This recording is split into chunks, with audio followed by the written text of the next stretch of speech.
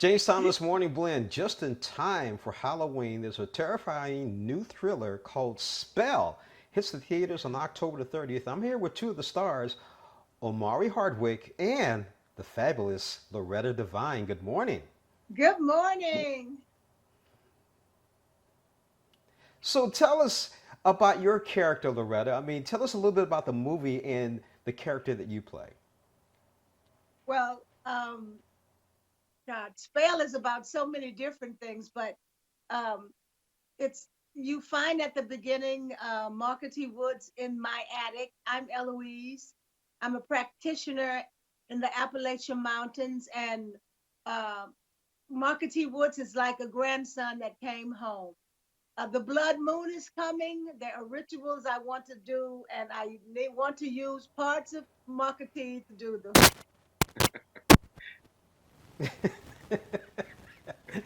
Omari, tell me about your character. You're the one that gets in trouble here. Yeah.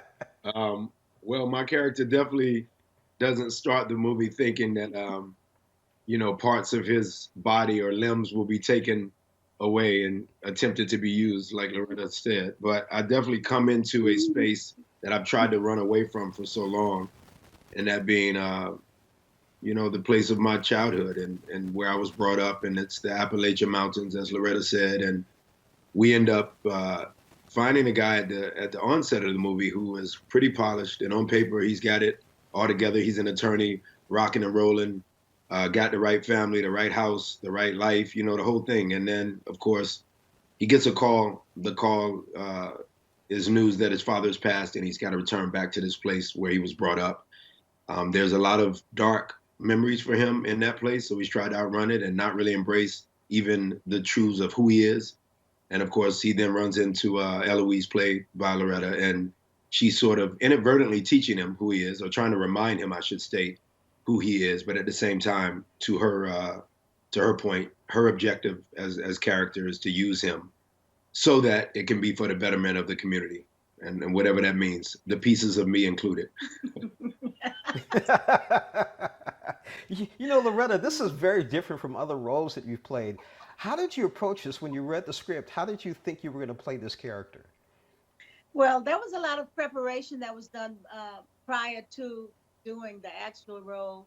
Uh, Mark Tondere, he sent us Bibles and that with explanations of everything that you could think of that you might need to put a character together. So I knew everything about Eloise that you could possibly know. Some things that the audience may not know. She's 187 years old when you meet her. She's been staying alive by keeping her Boogity healthy and alive. And one of her greater powers is the use of the Boogity, which is a Boogity is uh, a small doll that is made in the image of the person that you are going to help, that you're going to heal, or that you is going to used for all types of things. She's given people voice and sight. So she knows how to use the dirt. She knows how to use roots and all of these things. So I learned a lot about hoodoo, which is very different from voodoo. And oh God, I learned a lot about the Appalachian Mountains and the specific regions, and that there's a black population there.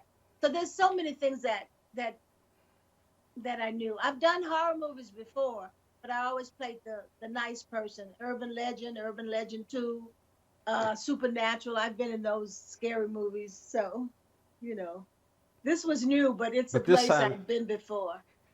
Yes. but you're not the nice person this time, are you? I think I'm the nice one in this movie. I have a very nice purpose. Yeah, you know the secret. You introduced her as the fabulous Loretta Devine, and you know what makes any actor solid to good to fabulous is that we have to embrace, and Loretta's done that in a pretty hefty career. You've got to embrace that your character is nothing but loving. It Yes. doesn't matter how ill-willed or whatever, like the worst, most despicable character on earth, the right actor, obviously meaning both genders, they embrace that this character is just phenomenal to them. So that's what was so great about working with Loretta. We both come from theater, so we understand improv. We also understand rehearsals, sometimes we would just hold each other's hand. We were aiding and having a prior relationship. We've known each other for years now, but we would just hold each other's hand sometimes. And this right after she really was trying to bring me and my character, you know, to a very low place or a dark place. And then once they cut, Loretta and Omari, not the characters, might just grab each other's hands and not say anything. And that just goes, so that's why she's so freaking great, because she's, and it's very rare to find people that play tennis as well as she does as an actress. She's unbelievable. Right. Oh, thank you, Omari. You are True. too. Facts, homie. Facts. You know, I really appreciate you guys joining us on Morning Blend. I'm just a little worried, Omari, that Boogity doesn't really exist out there, and some women are actually using that. No, I mean, that was Loretta's point, and I think Mark's point in giving us that Bible. His point was, let's not make fun or point fingers at people that actually exist within that space. The objective was always for medicinal purposes and to better a community.